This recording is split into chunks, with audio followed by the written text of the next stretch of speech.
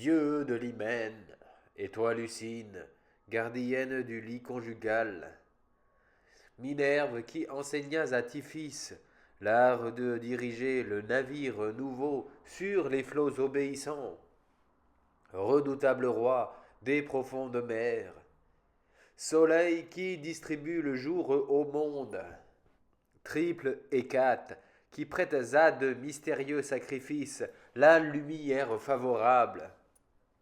Vous tous, dieux nommés par Jason, et vous, divinité que Médée a droit d'invoquer, chaos de l'éternelle nuit, région souterraine de l'enfer, ombres impies, souverain de ce royaume funeste, et toi, son épouse, enlevée par un séducteur plus fidèle, je vous invoque d'une voix sinistre.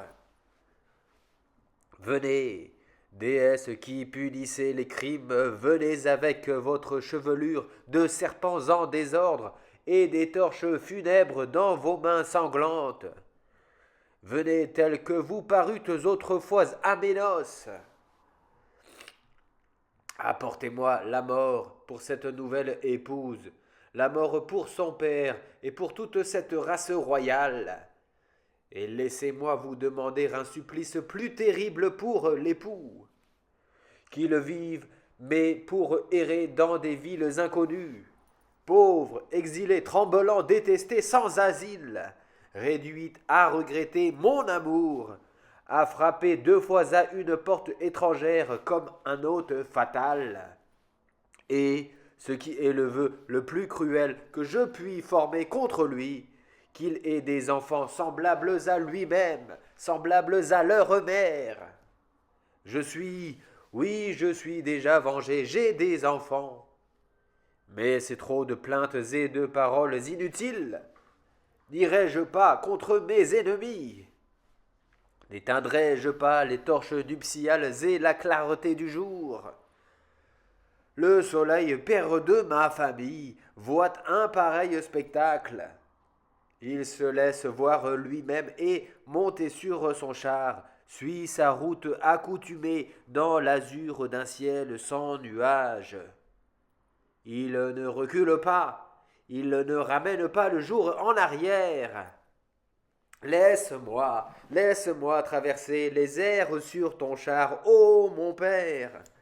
Confie-m'en la conduite, et remets en mes mains les rênes brûlantes de tes coursiers enflammés. L'incendie de Corinthe réunira les 2 mers qu'elle sépare. C'est le seul parti qui me reste. Je porterai comme ma rivale une torche d'Hyménée. Je réciterai les prières sacramentelles. J'immolerai des victimes sur les autels consacrés pour ce grand jour. Cherche dans leurs entrailles même le chemin de la vengeance, ô mon âme. Si tu sais encore oser, et s'il te reste quelque chose de ta vigueur première, bannis toute crainte de femme, et revêt-toi de toutes les fureurs du Caucase. Tous les crimes qu'ont vus le phase et le pont, Corinthe les verra. Je roule dans mon esprit des projets affreux, inouïs, abominables, qui doivent épouvanter à la fois le ciel et la terre. Blessures, meurtres, membres épars et sans sépulture, qu'est-ce que cela? Mes premiers essais de jeune fille. Je veux que ma colère aujourd'hui soit plus terrible. Femme et mère, il me faut de plus grands forfaits. Arme-toi de fureur et prépare tout ce que tu as de rage et de puissance pour détruire. Que le souvenir de ta répudiation soit sanglant comme celui de tes noces. Comment vas-tu quitter ton époux comme tu l'as suivi? Abrège ces vains retards. Tu es entré dans ce palais par un crime. C'est par un crime qu'il faut en ressortir. Dieu du ciel et de la mer, daignez favoriser ce royal hymen. Et vous, peuple, apportez vos prières et vos vœux. D'abord qu'un taureau blanc vienne présenter sa tête superbe aux autels de Jupiter et de Junon. dans les mains desquelles réside le sceptre et la foudre. Sacrifions à Lucine pour nous la rendre propice, une génisse blanche comme la neige et qui n'ait jamais subi le joug. Immolons ensuite une victime plus tendre à la déesse qui enchaîne les mains sanglantes et les fureurs de Mars, qui dicte des traités d'alliance aux nations belliqueuses et verse l'abondance de sa corne fertile. Et toi, qui marches précédé de flambeaux légitimes, et dont la main écarte doucement les ténèbres de la nuit, viens, ô Hyménée, la tête et les pieds appesantis par le vin, et le front ceint d'une couronne de roses. Et toi, qui précèdes le jour et la nuit, étoile de Vénus, toujours trop lente au gré des amants, lève-toi. Les mères avides et les vierges impatientes soupirent après tes douces clartés. La jeune princesse de Corinthe surpasse en beauté les vierges d'Athènes, et celle que la ville sans muraille voit se livrer sur les sommets du Taïget à de mâles exercices, et celles qui baignent leurs pieds blancs dans la fontaine d'Aonie ou dans les eaux saintes de l'Alphée. De même, le noble fils d'Aison l'emporte par les grâces de son visage, sur le fils de Sémélé qui attelait des tigres à son char, sur le dieu qui anime le trépied des oracles, Apollon, frère de la chaste Diane, sur Pollux qui se plaît au combat du Ceste, et sur son frère Castor. Puisse-t-il demeurer toujours, Creuse la plus belle des femmes, Jason le plus beau des époux. Quand elle paraît au milieu de nos cœurs, ses charmes effacent toutes les beautés qui l'environnent.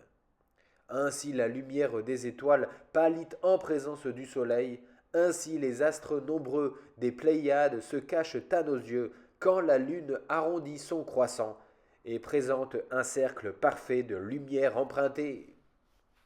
La blancheur de la neige, unie à l'éclat de la pourpre, compose le teint de notre jeune princesse, et l'incarnat de ses joues est pareil à celui de l'aurore que le pasteur, secouant la rosée du matin, voit paraître à l'horizon.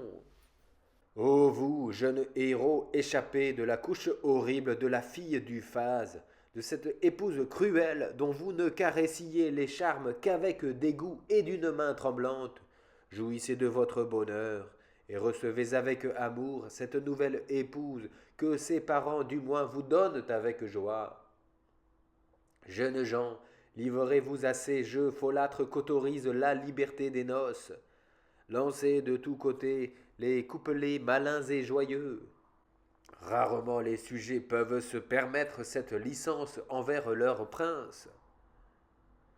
Généreux fils du dieu qui porte le Thyrse, charmante Hyménée, il est temps d'embraser le pain fendu en plusieurs parts.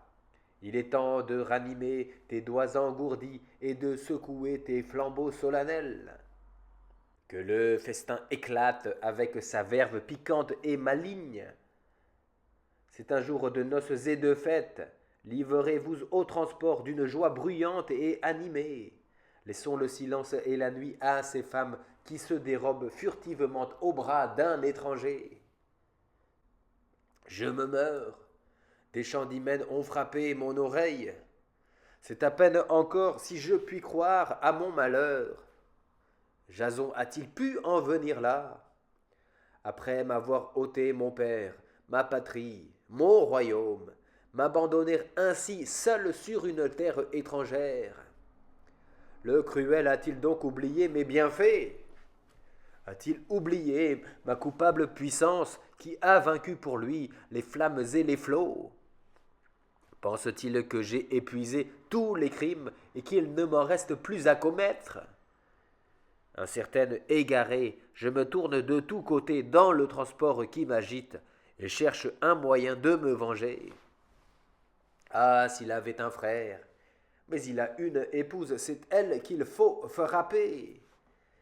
Est-ce donc assez pour le tourment que je souffre? S'il est dans la Grèce, s'il est chez les nations barbares un crime que tes mains ne connaissent pas encore, apprête-toi à le commettre.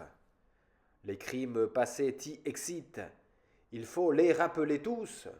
La toison d'or enlevée, ton frère, malheureux compagnon de ta fuite, mis en pièces, sa dépouille jetée sur la route de son père, et les débris de son corps semés sur le sol de son royaume. Les membres du vieux Pélias brûlés dans la chaudière qui devait le rajeunir, que de meurtres commis, que de sang répandu. Et pourtant aucun de ces crimes ne fut l'effet de ma colère. Aujourd'hui je sens toute la rage d'un amour dédaigné. Mais que pouvait Jason, dominé comme il était par une volonté et une puissance étrangère? Il devait offrir son cœur au fer homicide. Non, modère ses transports, ô ma douleur, et parle plus sagement, que Jason vive, et qu'il soit toujours à moi, s'il est possible. Sinon qu'il vive encore, qu'il garde le souvenir de mes bienfaits, et conserve cette vie que je lui ai donnée. La faute en est toute entière à Créon, qui abuse de sa puissance pour briser les nœuds de notre hymen, pour enlever une mère à ses enfants et séparer deux époux si étroitement unis. C'est de lui seul qu'il faut me venger, c'est lui seul qu'il faut punir. Je réduirai son palais en cendres, et le promontoire de Malais, si redoutable aux vaisseaux égarés parmi ses écueils, verra monter vers le ciel de noirs tourbillons de fumée. Calmez-vous de grâce, et renfermez au fond de votre cœur ces plaintes funestes.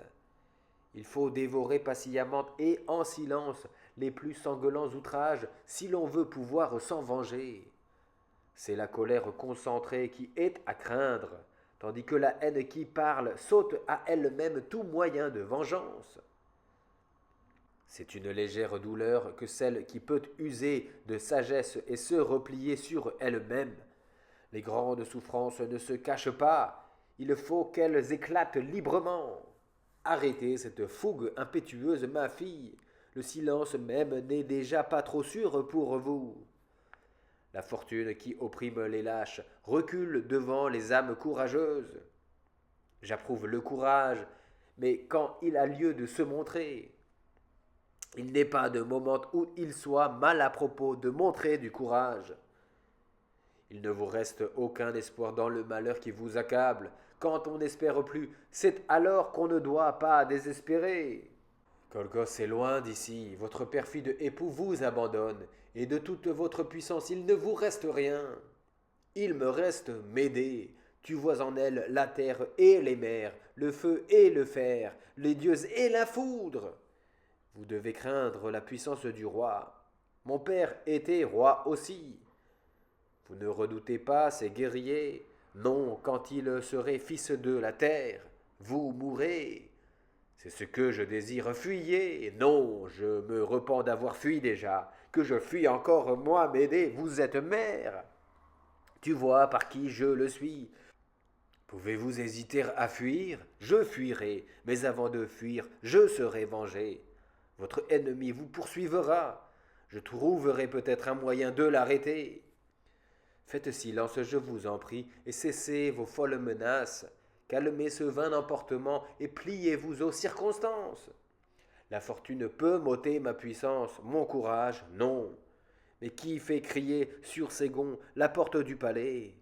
C'est Créon lui-même, le maître orgueilleux de ce pays. Quoi? Médée, cette fille coupable du roi de Colchos, ne songe pas encore à sortir de mes états. Elle médite quelque nouveau crime. On connaît son âme, on connaît ses coups. Qui peut-elle épargner? Et qui trouvera le repos auprès d'elle?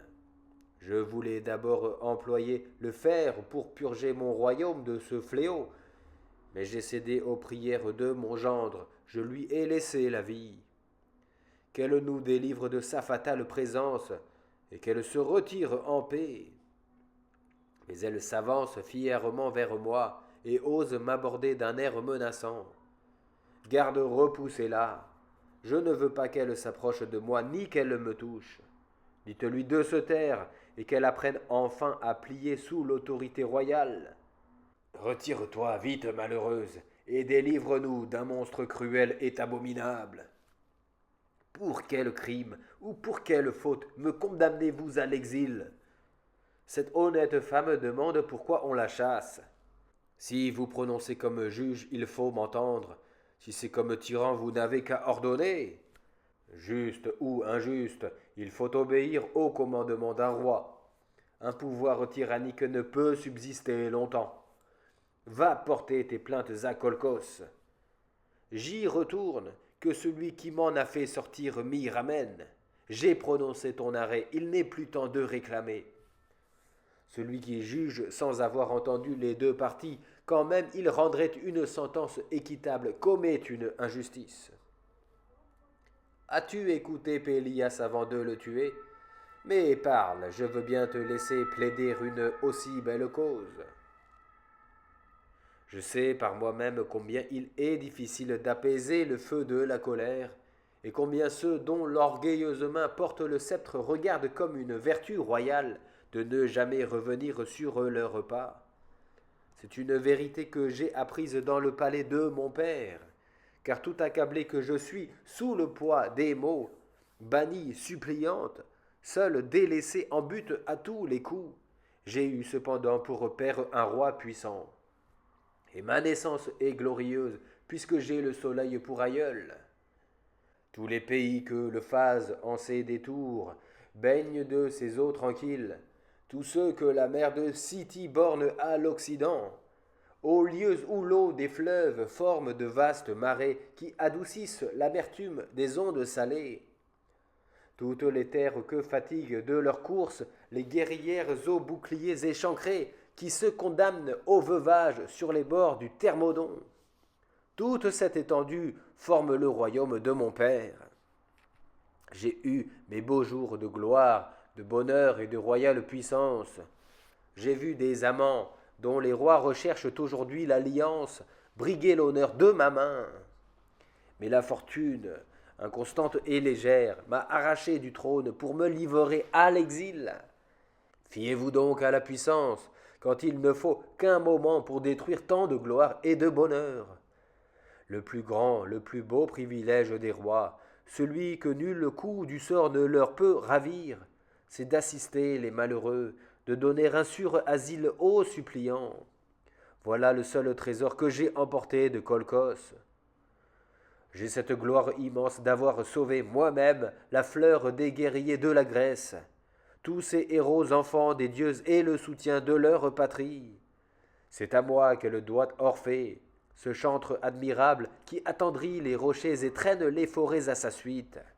C'est à moi qu'elle doit Castor et Pollux, et les enfants de Borée, et Lyncée dont la vue perçante découvre les objets placés au-delà des mers, et tous les Argonautes, sans parler du chef de ces chefs conquérants, pour lequel vous ne me devez aucune reconnaissance, et pour lequel aussi je n'en demande pas.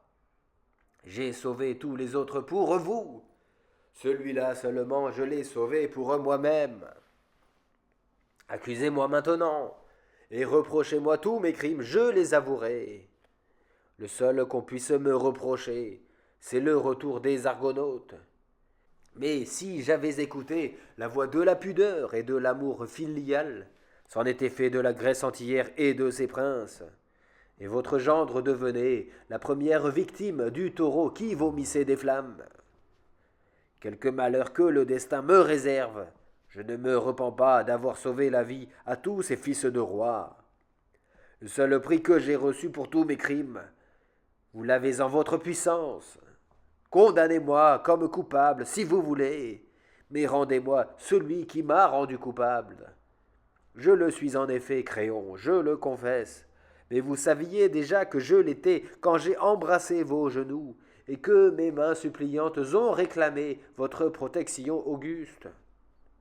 Je ne vous demande qu'un asile dans ce royaume, un misérable coin de terre, une retraite obscure où me cacher. Si vous me bannissez de cette ville, ne me refusez pas au moins un abri éloigné dans l'étendue de vos états. Je ne suis point un roi cruel, ni capable de repousser outrageusement la prière d'un malheureux. Et je crois l'avoir assez clairement prouvé en prenant pour gendre un fugitif en proie à tous les maux et qui avait tout à craindre de ses ennemis. Car Acaste, roi de Thessalie, cherche à vous faire périr en punition de vos crimes. Il poursuit contre vous la vengeance de son père, ce vieillard chargé d'années dont les membres ont été mis en pièces par ses propres filles, égarés dans leur amour filial, et poussés à ce forfait par vos cruels artifices. En séparant sa cause de la vôtre, Jason peut se justifier. Le sang de Pélias n'a point souillé ses mains innocentes. Il ne s'est point armé du fer. Il s'est gardé pur de ce qui s'est fait en votre présence. Malheureuse ouvrière des crimes les plus odieux, qui avait pour les concevoir la méchanceté d'une femme et l'audace d'un homme pour les exécuter, et qui craignait si peu la honte qui s'attache aux actions infâmes, partez, délivrez ce pays de votre présence. Emportez avec vous vos funestes poisons, dissipez nos craintes, allez ailleurs fatiguer les dieux de vos noirs sacrifices. Vous me forcez de partir, eh bien, rendez-moi le navire qui m'a apporté ici, rendez-moi le compagnon de ma fuite. Pourquoi me contraindre à partir seul? Je ne suis pas venu seul pourtant. Si vous craignez d'avoir une guerre à soutenir, chassez-nous tous les deux. Pourquoi cette distinction entre deux coupables? C'est pour lui seul que j'ai tué Pélias, non pour moi. Ainsi, de ma fuite, de mon larcin, de mon père trahi, de mon frère mis en pièces. Tous ces crimes qu'un mari peut inspirer à de nouvelles épouses ne sont point mon ouvrage. Je les ai commis tous, il est vrai, mais aucun d'eux pour moi-même. Vous devriez être partis. Pourquoi ces délais et ces vains discours? Je pars, mais je vous demande à genoux une dernière faveur, c'est de ne point punir mes fils innocents du crime de leur mère. Allez, je les traiterai comme mes propres enfants et leur servirai de père. Par ce royal hymen que vous formez sous de si heureux auspices, par les espérances qu'il vous donne, par le destin des empires, dont la fortune inconstante se joue au gré de ses caprices, je vous en conjure, accordez-moi un court délai pour repartir, le temps de prodiguer à mes enfants les derniers embrassements d'une mère, peut-être hélas prête à mourir. Vous demandez le temps de commettre quelque nouveau crime. Quel mal pouvez-vous craindre de moi en si peu de temps? Ce n'est jamais le temps qui manque aux scélérats pour faire mal. Refuserez-vous à une malheureuse quelques moments pour pleurer? Malgré la terreur involontaire qui me porte à vous refuser, je veux bien vous laisser un jour pour préparer votre départ. C'est trop. Vous pouvez abréger ce délai, moi-même je me sens pressé de partir. Il y va de votre vie si vous n'avez quitté l'isthme avant que le soleil de demain se lève sur mes états. Mais la cérémonie du mariage m'appelle. Je dois aux dieux pour ce grand jour des vœux et des sacrifices. Il fut hardi, le premier navigateur, qui osa fendre les flots perfides sur un fragile vaisseau, et laisser derrière lui sa terre natale, confier sa vie au souffle capricieux des vents et poursuivre sur les mers sa course aventureuse, n'ayant pour barrière entre la vie et la mort que l'épaisseur d'un bois mince et léger. On ne connaissait point alors le cours des astres, et l'on ne savait point encore se régler sur la position des étoiles qui brillent dans l'espace. Les vaisseaux ne pouvaient éviter ni les Hyades pluvieuses, ni l'influence de la chèvre d'Olène, ni celle du chariot glacé que suit et dirige à pas lents le vieux bouvier. Zéphyr et Borée n'avaient pas encore de nom. Tiphys le premier osa déployer des voiles sur le grand abîme et dicter au vent de nouvelles lois. Il sut tantôt les ouvrir tout entières, tantôt les étendre au pied du mât pour recevoir le vent de côté, abaisser prudemment les antennes à moitié du mât ou les élever jusqu'à son sommet lorsque l'ardeur des matelots appelle toute la force des vents et que la banderole de pourpre s'agite vivement au haut du navire. Nos pères vivaient dans des siècles d'innocence et de pureté. Chacun alors demeurait tranquille sur le rivage qu'il avait vu naître, et vieillissait sur la terre de ses aïeux, riche de peu, ne connaissant de trésors que ceux du pays natal. Le vaisseau de Thessalie rapprocha les mondes que la nature avait sagement séparés, soumit la mer au mouvement des rames, et joignit à nos misères les périls d'un élément étranger. Ce malheureux navire paya chèrement son audace par cette longue suite de dangers qu'il lui fallut courir entre les deux montagnes qui ferment l'entrée de l'Euxin et qui se heurtaient l'une contre l'autre avec le retentissement de la foudre, tandis que la mer, prise entre elles, lançait jusqu'aux nues ses vagues écumantes. Le courageux Tiphys pâlit à cette vue et laissa le gouvernail échapper à sa main défaillante. Orphée se tut, et sa lyre resta muette sous ses doigts. Argo lui-même perdit l'usage de la parole. Et, quand la Vierge du Pélore de Sicile, entourée de ses chiens furieux, les faisait aboyer tous à la fois, qui des navigateurs ne trembla de tous ses membres en entendant tous ces cris poussés par un seul monstre? Quelle dut être aussi leur terreur aux chants harmonieux des cruelles sirènes, entendues sur la mer d'Ozonie, et qui, accoutumées à retenir les vaisseaux par le charme de leur voix, se laissèrent presque entraîner aux doux accents de la lyre d'Orphée. Quel fut le prix de ce hardi voyage? Une toison d'or, et Médée, plus cruelle que les flots même, digne récompense des premiers navigateurs. Maintenant la mer est soumise, et se courbe sous nos lois. Plus n'est besoin d'un navire construit par Minerve et monté par des rois. La moindre barque peut s'aventurer sur les flots. Les bornes antiques sont renversées, et les peuples vont bâtir les villes sur des terres nouvelles. Le monde est ouvert en tous sens, et rien plus n'est à sa place. L'Indien boit l'eau glacée de l'Arax, le Perse boit celle de l'Elbe et du Rhin. Un temps viendra, dans le cours des siècles, où l'océan élargira la ceinture du globe pour découvrir à l'homme une terre immense et inconnue. La mer nous révélera de nouveaux mondes, et Thulé ne sera plus la borne de l'univers. Princesse, où courez-vous d'un pas si rapide? Arrêtez, modérez votre colère et calmez ce fougueux emportement, comme une ménade furieuse dans le désordre qui l'agite, et pleine du Dieu qu'elle porte en son sein, se précipite au hasard à travers les sommets neigeux du Pinde ou les coteaux de Nisa. Médée va et vient, avec des mouvements désordonnés, portant sur tous ses traits l'expression de la rage et de la fureur. Son visage enflammé se gonfle par l'effort de sa respiration profonde. Elle crie, ses yeux sont baignés d'un torrent de larmes. Elle sourit d'un air satisfait. Tous les sentiments paraissent tour à tour sur son visage.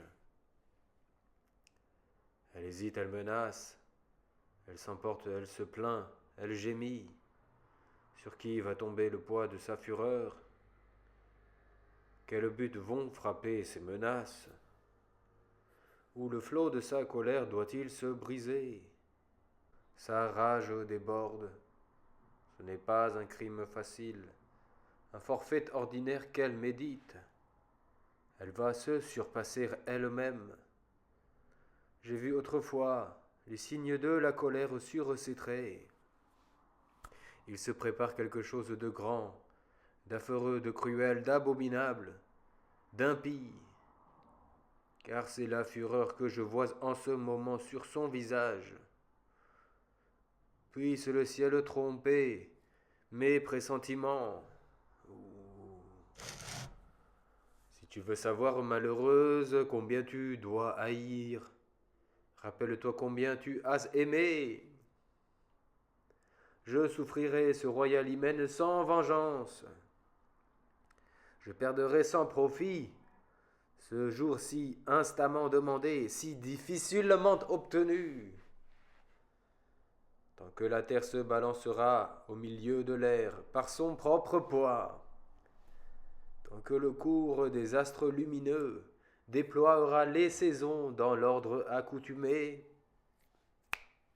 tant qu'il sera impossible de compter les sables de la mer, tant que le jour suivra le soleil et que la nuit ramènera les étoiles, tant que l'ours du pôle restera suspendu au-dessus des flots, tant que les fleuves iront se jeter dans la mer. La soif de vengeance qui me dévore loin de s'éteindre ne fera que s'irriter davantage. Ni la rage des bêtes féroces, ni Scylla, ni Charybde, dont les gouffres engloutissent les mers d'Ozonie et de Sicile, ni l'Etna, qui de son poids écrase la poitrine d'Encelade, ne peuvent égaler la violence de ma fureur. Le fleuve le plus rapide, la mer la plus orageuse, l'Euxin soulevé par le souffle du Corus, la flamme excitée par le vent le plus fort, n'arrêteront point le cours impétueux de ma colère. Je renverserai tout, je briserai tout. Jason dira-t-il qu'il redoutait Créon et les armes du roi de Thessalie. Mais le véritable amour ne peut rien craindre, en admettant même qu'il ait cédé à la force et obéi par faiblesse. Il pouvait au moins venir trouver son épouse et se ménager avec elle un dernier entretien. Cet homme si fier ne l'a peut-être pas osé. Il pouvait sans aucun doute obtenir de son beau-père de reculer l'instant de mon départ funeste. On me laisse un jour pour embrasser mes enfants. C'est peu, mais je ne m'en plains pas, car j'aurai de reste le temps qu'il me faut. Ce jour, cet unique jour, verra s'accomplir des choses qui feront l'entretien de tous les jours à venir. J'attaquerai les dieux mêmes, j'ébranlerai la nature entière. Le malheur a troublé votre raison, princesse, calmez-vous, reprenez vos esprits égarés. Je n'aurai de repos que quand j'aurai vu toute chose s'abîmer avec moi, que tout l'univers périsse. Il est doux de mourir en l'entraînant dans sa ruine. Songez à tout ce que vous avez à craindre si vous persistez dans ce fatal projet. Il n'y a point de sûreté possible à attaquer ceux qui ont la force entre leurs mains. Ô destinée cruelle, aux sortes impitoyables, et toujours également cruelle dans sa faveur et dans sa haine. Les dieux ne savent-ils donc trouver à mes malheurs que des remèdes pires que les maux? Si je veux garder la foi conjugale et la reconnaissance que je dois à mon épouse, il me faut dévouer ma tête à la mort. Si je ne veux pas mourir, je suis forcé de devenir parjure. Ce n'est pas la crainte pourtant qui me fait oublier mes engagements d'époux, c'est ma tendresse alarmée, car la mort de mes enfants suivrait de près la nôtre. Si tu habites le ciel, sainte justice, je t'invoque et te prends à témoignage. C'est à mes enfants que je me dévoue. Leur mère elle-même, j'en suis sûr, malgré sa violence et son humeur intraitable, tient plus à ses enfants qu'à son époux. Je viens essayer l'effet de mes prières sur son âme irritée. Voici qu'à ma vue, elle s'agite et bondit de fureur. La haine respire sur tous ses traits. Son visage exprime toute la colère qui bouillonne dans son cœur. Je fuis, Jason, je fuis. L'exil n'est pas nouveau pour moi. C'est la cause de l'exil qui est nouvelle. C'est pour toi que j'ai fui. Jusqu'à ce jour. Maintenant, je quitte ces lieux, je pars. Mais en me chassant de ton palais, où veux-tu que j'aille? Vers le phase, à Colchos, dans le royaume de mon père, dans ces plaines arrosées du sang de mon frère. Quel pays m'ordonnes-tu de porter mes pas? Quelle mer faut-il que je traverse encore? Le détroit de l'Euxin par où j'ai ramené toute une armée de héros, en suivant un amant adultère à travers les simples Égades. Est-ce l'amble Iolcos, la Thessalie, ou tempe que tu me donnes pour séjour? Toutes les voies que je t'ai ouvertes, je me les suis fermées à moi-même. Où me renvoies-tu? Tu m'imposes l'exil, mais tu ne m'en indiques pas le lieu. Il faut partir, voilà ce qu'ordonne le gendre de Créon. Je consens à tout. Accable-moi des plus cruels traitements, je les ai tous mérités. Que le roi dans sa colère épuise toutes les cruautés contre la rivale de sa fille, qu'il charge mes mains de chaînes, qu'il me plonge dans l'éternelle nuit d'un cachot affreux. C'est moins encore que je ne mérite. Homme ingrat, souviens-toi donc de ces taureaux à la brûlante haleine, de ces monstres effrayants qui glaçaient de terreur tes compagnons et toi-même. Dans cette plaine d'où sortait une moisson furieuse de soldats armés, ces ennemis inattendus nés de la terre, et qui, à mon commandement, périrent tous de ma main les uns des autres. Rappelle-toi encore le bélier de Phrixus, dont tu venais conquérir la riche dépouille, et le dragon vigilant, forcé pour la première fois de céder à la puissance du sommeil, et mon frère mis à mort, et tous les crimes résumés par moi en un seul crime,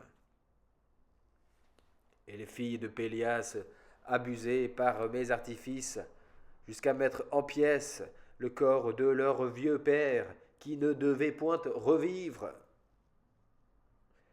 N'oublie pas non plus que, pour chercher sur tes pas un autre royaume, j'ai abandonné le mien.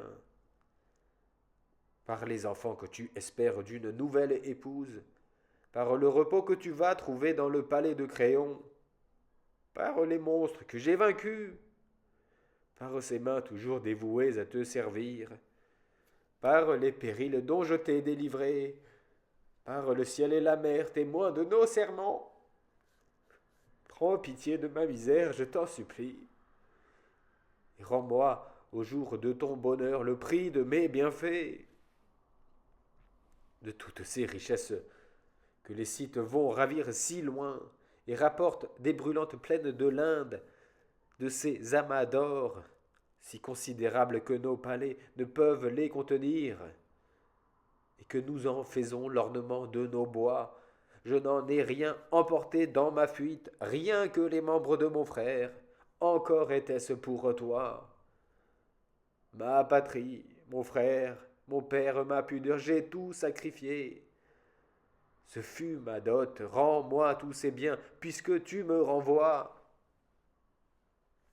Créon, dans sa colère, voulait vous ôter la vie, mes larmes l'ont apaisé. Il borne sa vengeance à un ordre d'exil. Je regardais l'exil comme un châtiment. Il me faut à ce que je vois la recevoir comme une faveur. Tandis que vous le pouvez encore, fuyez, sauvez-vous de ces lieux. Les rois sont terribles dans leur colère. Ce que tu me conseilles, c'est pour Creuse que tu penses l'obtenir. Tu veux l'affranchir d'une rivale odieuse. Mais des me reproches mes amours.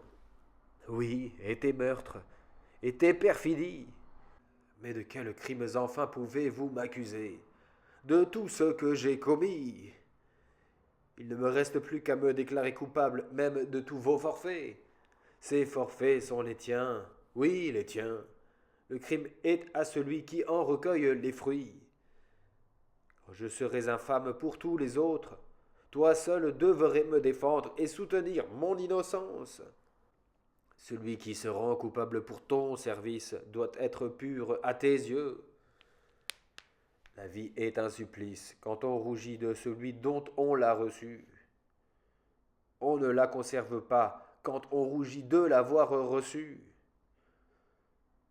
Que ne calmez-vous plutôt ces mouvements de fureur? Vous êtes mère, songez à vos enfants. Je n'en veux plus. Je les renie, je les repousse de moi, si Creuse doit leur donner des frères. Elle est reine pour offrir un asile à des fils d'exilés, et puissante pour les protéger dans leur infortune. Que les dieux m'épargnent ce malheur affreux de voir un sang illustre mêlé au sang d'une race infâme, et les descendants du soleil unis aux enfants de Sisyphe. Pourquoi cette obstination cruelle à vouloir nous perdre ainsi tous les deux? Partez, je vous en conjure. Créon lui-même à écouter mes prières. Que puis-je faire pour vous, dites-le moi? Pour moi, tout, jusqu'au crime. Je suis entre deux rois qui me pressent. Tu as aussi m'aider, plus puissante qu'eux et plus redoutable. Faisons-en l'épreuve. Laisse-moi les combattre, et que Jason soit le prix de la victoire. Le malheur a brisé mon courage. Vous-même craignez le retour des maux qui déjà vous ont accablé. Dans tous les temps, je suis restée maîtresse de la fortune. Acaste s'avance. Créon, plus proche encore, est aussi plus redoutable. Il faut les fuir tous les deux. Je n'exige pas que tu prennes les armes contre ton beau-père. Médée ne veut pas que tu souilles tes mains du sang de ta famille. Conserve ta vertu, mais suis-moi. Et qui nous défendra si nous avons à soutenir une double guerre? Si Créon et Acaste réunissent leurs armées contre nous? Ajoute à leurs armées celles de Colchos sous la conduite d'État. Joins les Scythes aux Grecs, et tu verras tous ces ennemis périr au sein des flots. L'éclat du sceptre m'inspire de l'effroi. Prends garde plutôt qu'il n'excite mes désirs. Cet entretien pourrait devenir suspect. Ne le prolongeons pas plus longtemps. Puisqu'il en est ainsi, puissant maître des dieux, fais retentir le ciel du bruit de ton tonnerre. Arme tes mains et prépare tes flammes vengeresses. Que tes carreaux ébranlent le monde en déchirant les nuages. Tu n'as pas besoin de choisir la place où tu dois frapper. Lui ou moi, n'importe, qui que ce soit de nous deux qui meurt, ce sera toujours un coupable, et ta foudre ne s'égarera pas en tombant sur nous. Revenez à des pensées plus sages, et parlez avec moins de fureur, s'il y a dans le palais de mon beau-père quelque chose qui puisse adoucir l'amertume de votre exil, vous n'avez qu'à le demander. Je sais mépriser les trésors des rois, et c'est tu ne l'ignores pas ce que j'ai toujours fait. Cependant, laisse-moi prendre mes enfants, pour qu'ils m'accompagnent dans mon exil, et que je puisse répandre mes larmes dans leur sein. Toi, ta nouvelle épouse, te donnera d'autres enfants. Je voudrais pouvoir consentir à ce que vous me demandez. Je l'avoue, mais l'amour paternel me le défend. Créon lui-même, tout roi qu'il est, et mon beau-père, n'obtiendrait jamais de moi un pareil sacrifice. Mes enfants sont le seul lien qui m'attache à la vie, la seule consolation de mes cuisantes peines. Je renoncerai plutôt à l'air que je respire, à mes propres membres, à la lumière du jour. Voilà donc comme il aime ses enfants. C'est bien, il est en ma puissance, j'ai un endroit où le frapper. Permettez au moins qu'en partant je leur parle une dernière fois, que je leur redonne mes derniers baisers de mer. Vous ne pouvez me refuser cette faveur. Ce sont les dernières paroles que vous entendrez de moi. Oubliez tout ce que j'ai pu vous dire dans le désordre de la colère. Conservez de moi un souvenir plus favorable, et que ces paroles furieuses sortent de votre mémoire. Je les ai toutes oubliées. Ce que je vous demande seulement, c'est de modérer l'excès de votre douleur, de rendre la paix à votre âme. La résignation dans le malheur en adoucit l'amertume. Il s'en va. Quoi, tu me quittes ainsi, oubliant et moi-même et tous mes bienfaits? Ne te souvient-il plus de moi?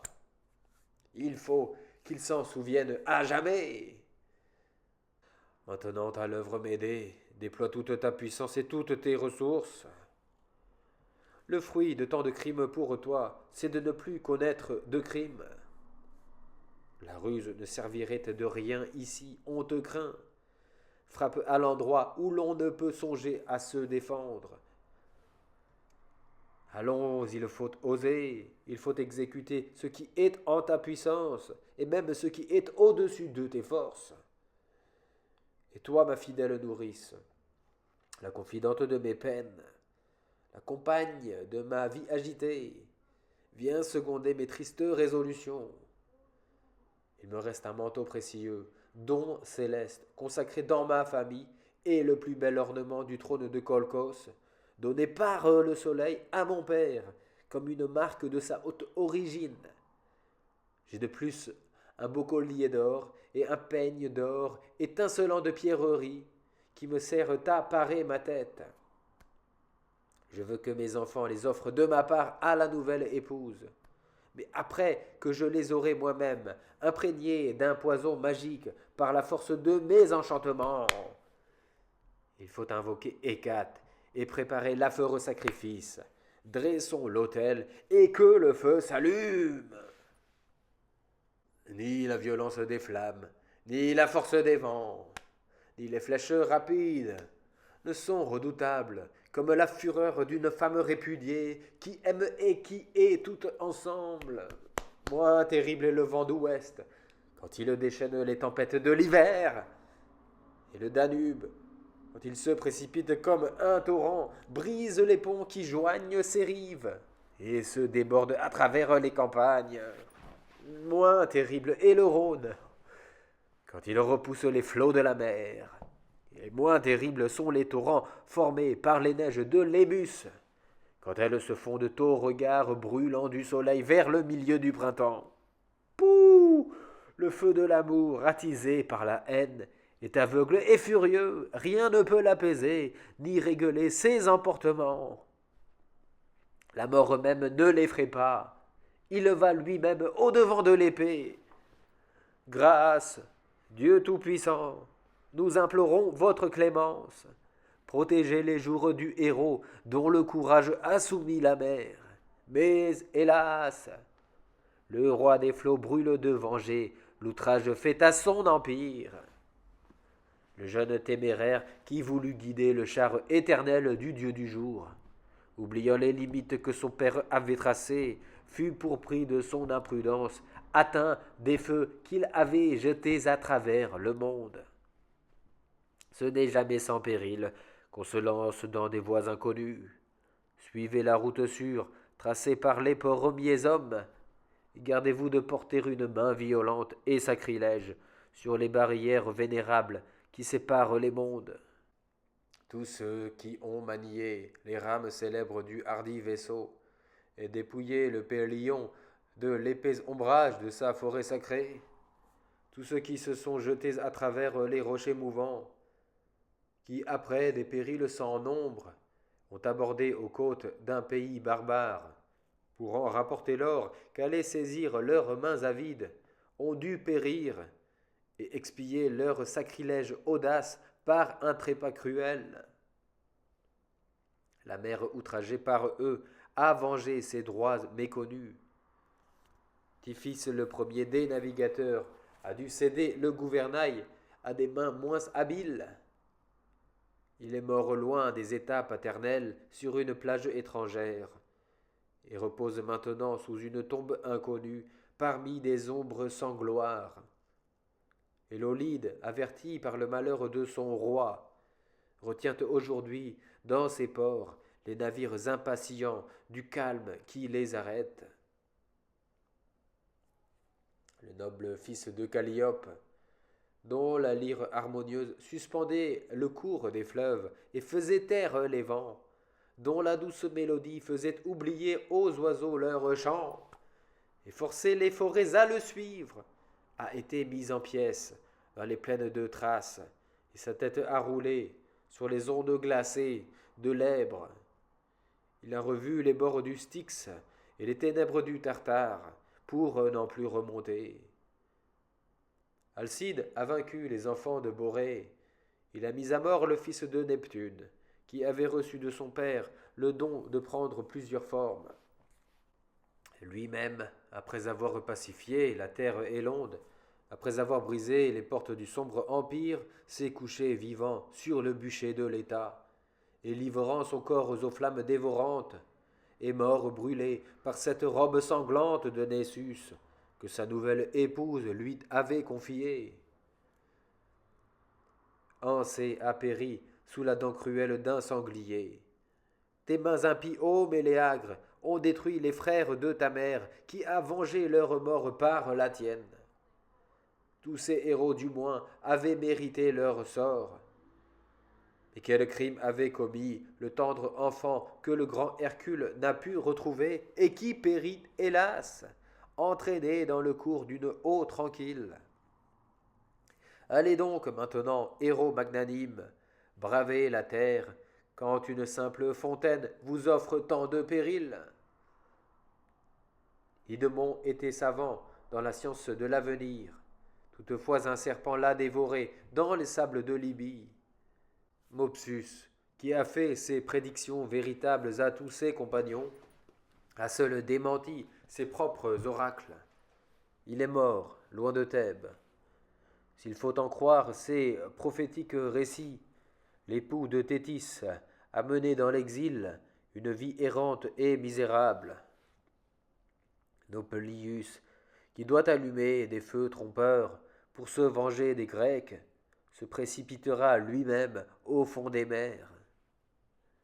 Le fils d'Oïlée a péri, frappé de la foudre et noyé dans les flots, en expiation des crimes de son père. Alcès, se sacrifiant pour son époux, meurt pour racheter les jours du roi de Thessalie.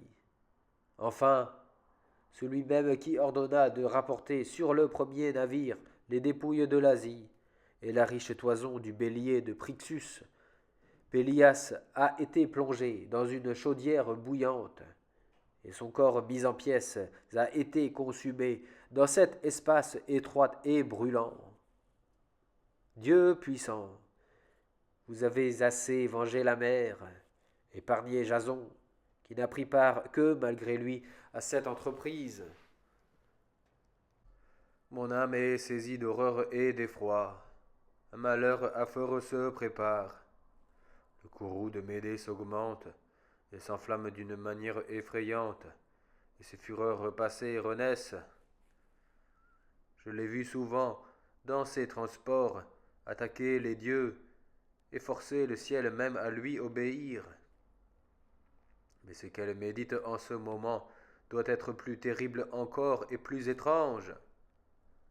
Car à peine s'est-elle échappée d'ici, d'un pas furieux, pour se renfermer dans son funeste sanctuaire, qu'elle a déployé toute sa puissance, et mis en œuvre des secrets qu'elle-même avait toujours redoutés, et tout ce qu'elle connaît de maléfices cachés, mystérieux, inconnus.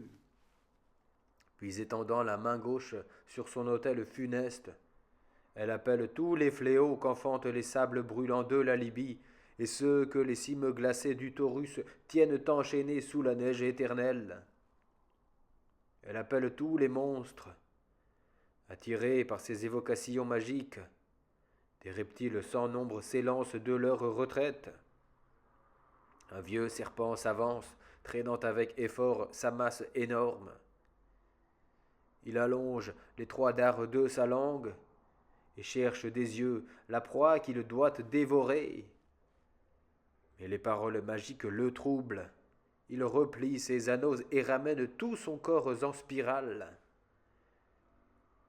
C'est peu de choses dit Médée, que ces monstres nés dans les parties basses de la terre.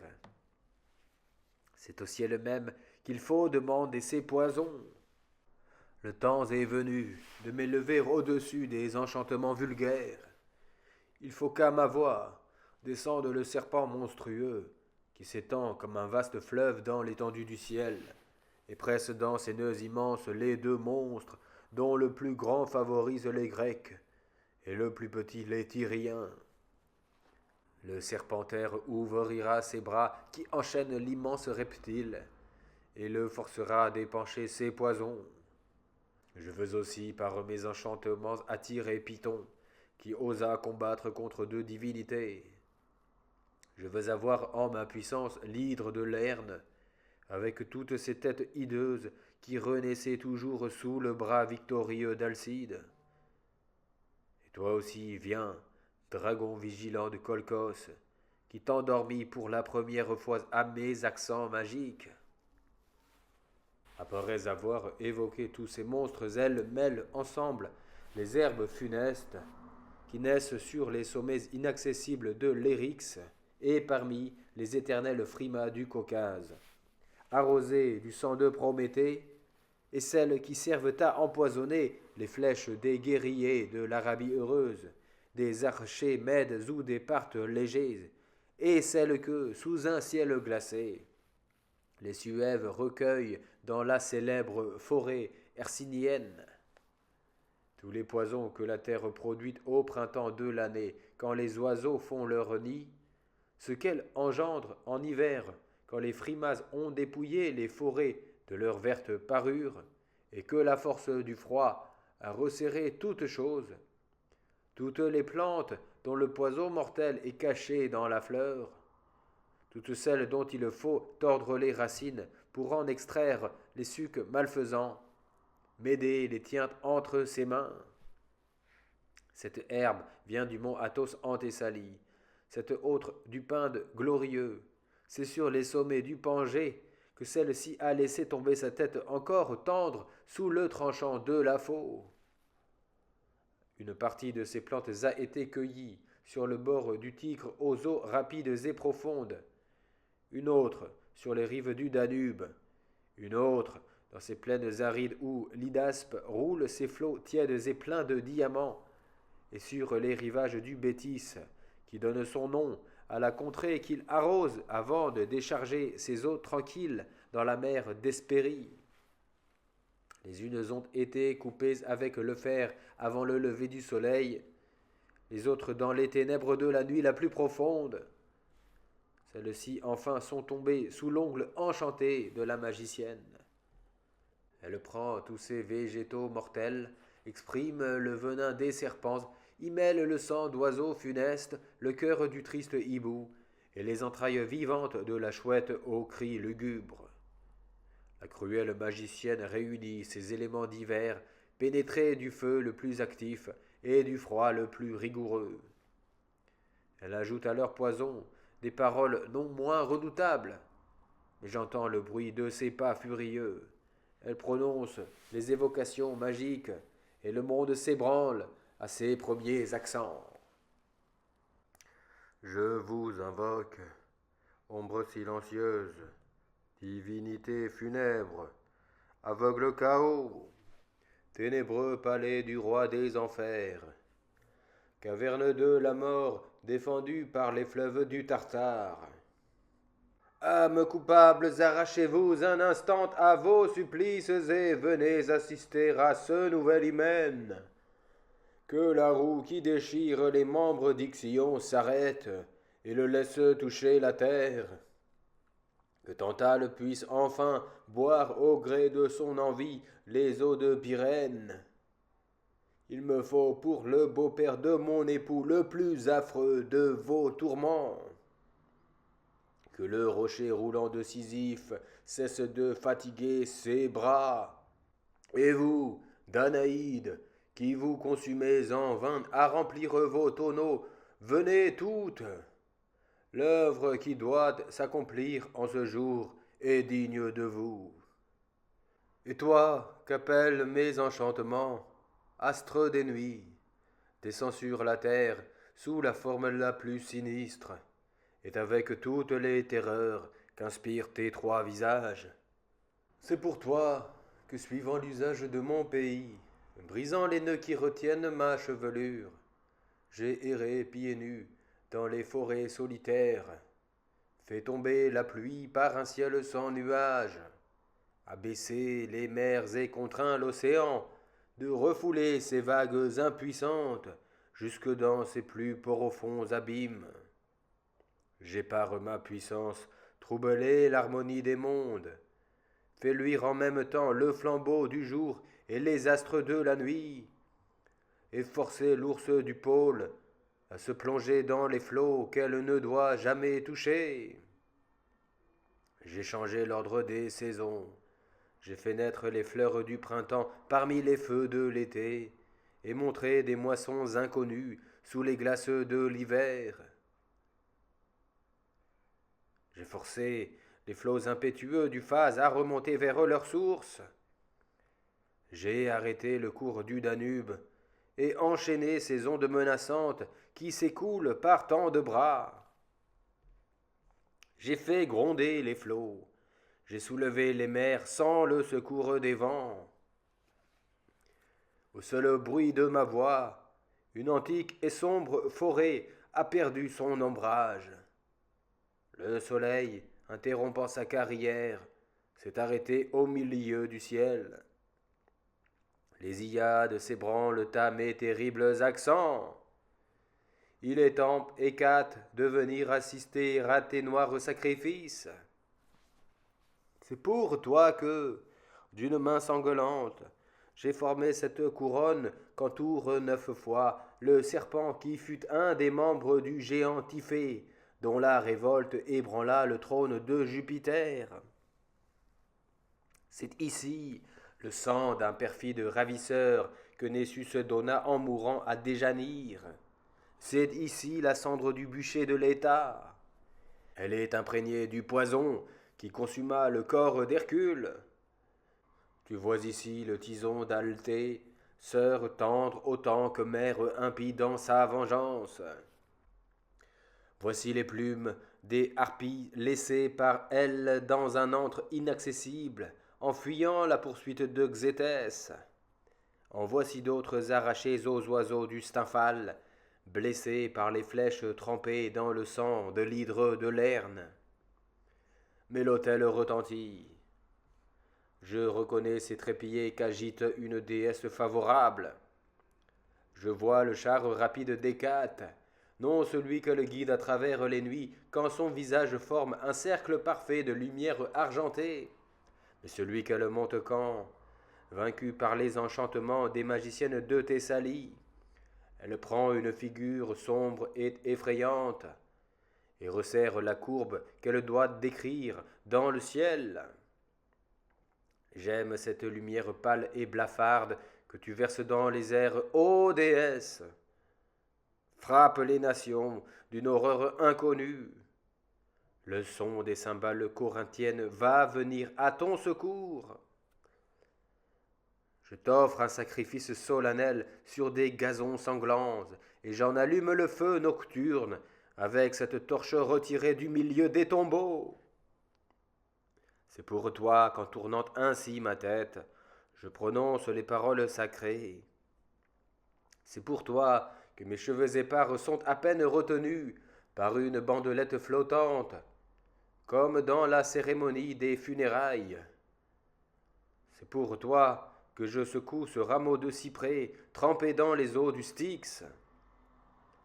C'est pour toi que, découvrant mon sein jusqu'à la ceinture, je vais me percer le bras avec ce couteau sacré et répandre mon sang sur l'autel.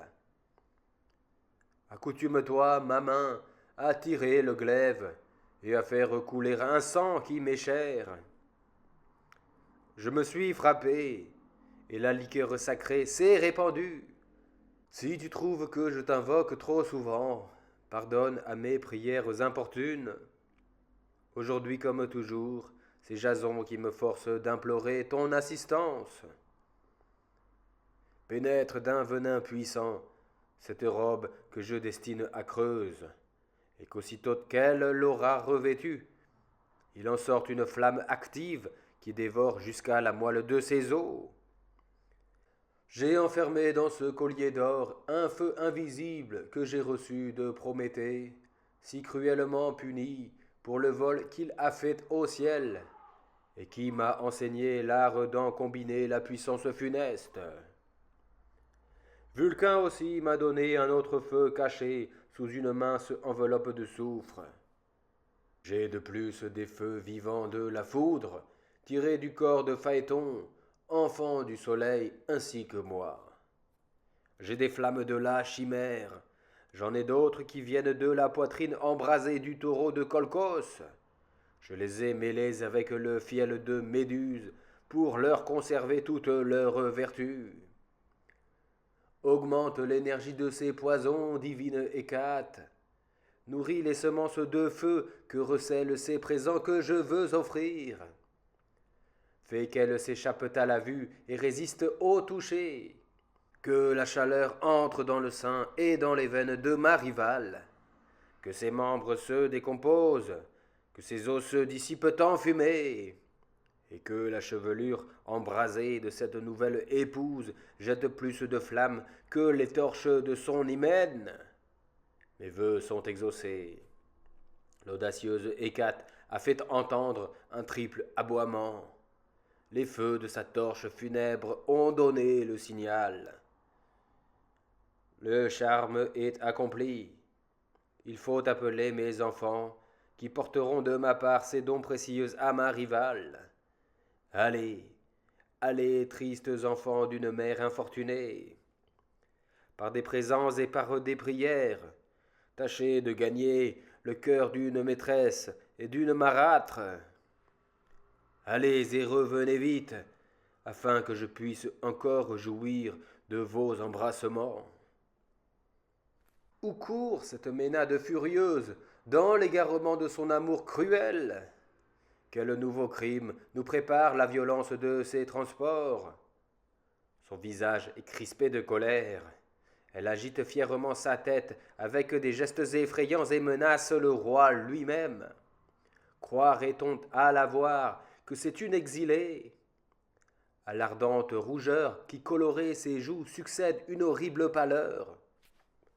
Toutes les teintes paraissent tour à tour sur sa figure changeante. Elle porte ses pas de tous côtés, comme une tigresse à qui on a dérobé ses petits, parcourt dans sa fureur les forêts du Gange. Ainsi Médée ne sait maîtriser ni sa rage ni son amour. L'amour et la rage conspirent ensemble dans son cœur. Que va-t-il en résulter? Quand cette furie de la Colchide quittera-t-elle ce pays? Quand délivrera-t-elle notre royaume et nos rois de la terreur qu'elle inspire? Ô soleil, ne retiens plus les rênes de ton char. Que la nuit bienfaisante vienne à grands pas éteindre ta lumière, et que l'astre brillant qui la précède se hâte de terminer ce jour si plein d'alarmes. Tout a péri, cette royale famille n'est plus. Le père et la fille sont morts et leurs cendres se sont mêlées. Quelle a été la cause de leur ruine? Celle qui perd tous les rois des présents.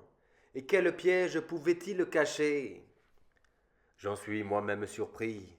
C'est à peine si, maintenant que le malheur est arrivé, je puis le croire possible. Comment la chose s'est-elle passée? Un feu dévorant s'est allumé soudain, comme à un signal donné, et s'est répandu dans tout le palais. qui n'est plus qu'un monceau de cendres, et l'on craint pour la ville. Il faut éteindre cet incendie. Ce qu'il y a de plus incompréhensible dans ce malheur, c'est que l'eau même ne fait qu'irriter la flamme. Plus on veut l'arrêter, plus on étend ses ravages, elle se fortifie par les obstacles mêmes qu'on lui oppose. Hâtez-vous, princesse, de quitter ce séjour des Pélopides. Fuyez, cherchez un asile partout où vous pourrez. Moi fuir? Si j'étais parti d'abord, je reviendrais pour ce spectacle. J'aime avoir la cérémonie de ce nouvel hymen. Oh, mon âme, pourquoi t'arrêter? Poursuis après un si heureux commencement. Cette joie que tu goûtes n'est qu'une faible partie de ta vengeance. Tu aimes encore, insensé que tu es, si c'est assez pour toi d'avoir privé Jason d'une épouse. Il faut chercher pour lui un châtiment encore ignoré, qui sera pour toi-même un témoignage de ta puissance. Il faut briser les liens les plus sacrés, étouffer tout remords. La vengeance est peu de chose quand elle ne laisse aucune tâche aux mains qui l'exercent. Ranime tes ressentiments, attise ta colère, et cherche dans le fond de ton cœur tout ce qui s'y est amassé de violence et de fureur. Que tout ce que tu as fait jusqu'ici paraisse juste et honnête à côté de ce que tu vas faire. Allons, il faut montrer combien légers, combien vulgaires sont les crimes que j'ai commis pour un autre. Ce n'était que le prélude et l'essai de mes propres vengeances. Quel grand forfait pouvait commettre ma main sans expérience? Que pouvait la fureur d'une vierge timide? Maintenant je suis Médée, et mon génie s'est fortifié dans le crime. Oui, je m'applaudis maintenant d'avoir coupé la tête de mon frère. Je m'applaudis d'avoir mis son corps en pièces et dépouillé mon père de son mystérieux trésor. Je m'applaudis d'avoir armé les mains des fils de Pélias contre les jours de leur vieux père. Cherche le but que tu veux frapper, ô ma colère. Il n'est plus de crime que ma main ne puisse exécuter. Où vas-tu adresser tes coups?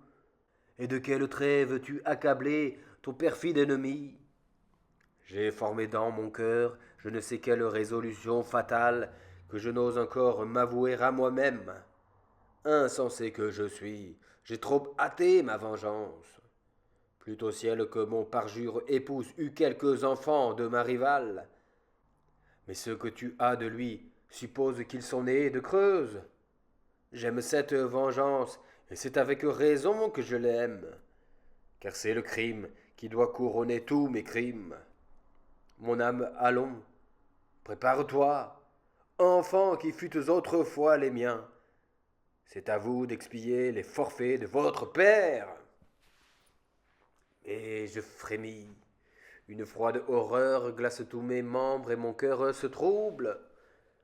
La colère est sortie de mon sein, et la vengeance de l'épouse a fait place à toutes les affections de la mère. Quoi? Je répandrai le sang de mes fils, des enfants que j'ai mis au monde? C'en est trop, ô mon âme égarée. Ce forfait inouï, ce meurtre abominable, je ne veux pas le commettre. Quel est le crime de ces malheureux enfants? Leur crime, c'est d'avoir Jason pour père, et surtout Médée pour mère. Qu'ils meurent, car ils ne sont pas à moi, qu'ils périssent, car ils sont à moi.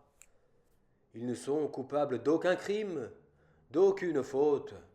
Ils sont innocents, je l'avoue. Mon frère aussi était innocent. Mon âme, pourquoi balancer?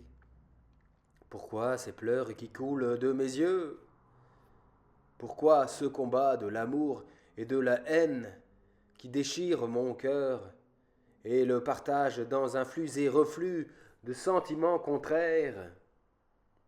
Quand des vents furieux se font une guerre cruelle, les flots émus se soulèvent les uns contre les autres et la mer bouillonne sous leurs efforts opposés. C'est ainsi que mon cœur flotte irrésolu. La colère chasse l'amour, et l'amour chasse la colère. Cède à la tendresse maternelle, ô mon ressentiment.